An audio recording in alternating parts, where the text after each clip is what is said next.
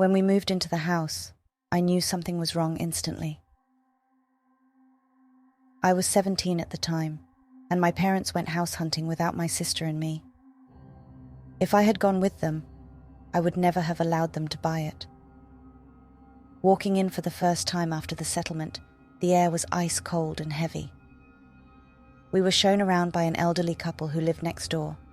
They had been there since before they retired.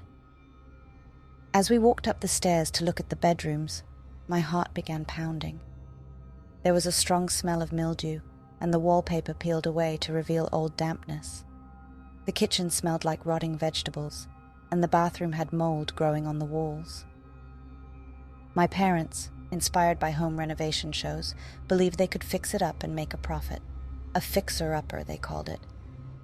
For the first 6 months, there was only a lingering feeling, an unsettling presence. It started with my mother. She became erratic and hostile, claiming someone had broken into our house and stolen her jewelry and money. One day she pointed at me and screamed that I had taken them, but confusion washed over her moments later and she walked out of the room like nothing happened. Concerned, my father took her to the doctor, but all tests came back normal. Strangely, her behavior seemed to change when she stepped outside the house, so the doctor never was able to see her unusual behavior. One night, I woke up to find my mother running around the living room like a child with her hands up in the air like she was flying. Dad was already in the hall trying to settle her down. He saw me and told me to go back to my room, but I wanted to see what was happening. There she was, arms up and flapping and giggling about playing tag with a giant smile on her face. Dad, at a loss of what he should do, dismissed it as sleepwalking and said he would keep an eye on her. But every night after that, she woke up screaming or shouting. Once she even ran into the street crying, which resulted in the neighbors gossiping, and as you walked down the street, you would see them peeking out windows at us. Her condition deteriorated rapidly, and we tried putting her in the hospital, but it yielded no improvement.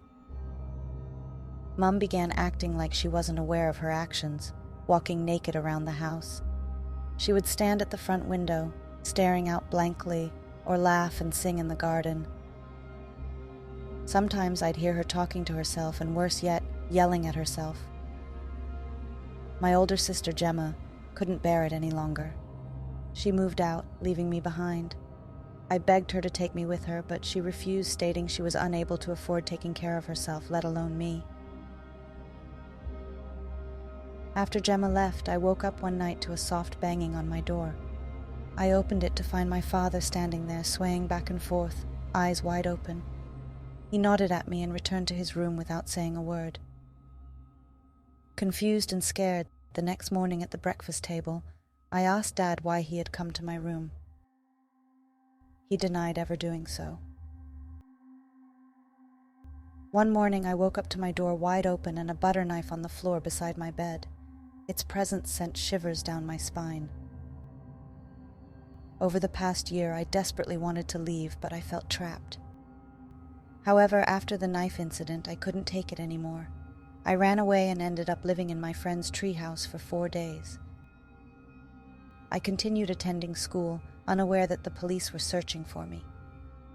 Eventually, the police found me at school and questioned me. I told them about my parents, their descent into madness, but they failed to grasp the gravity of the situation. I tried to explain that they were insane within the confines of our house, but acted normal outside. They focused on physical abuse and threats, which were absent from my parents' behavior. Despite feeling unsafe, I was forced to return home, resigned to my fate.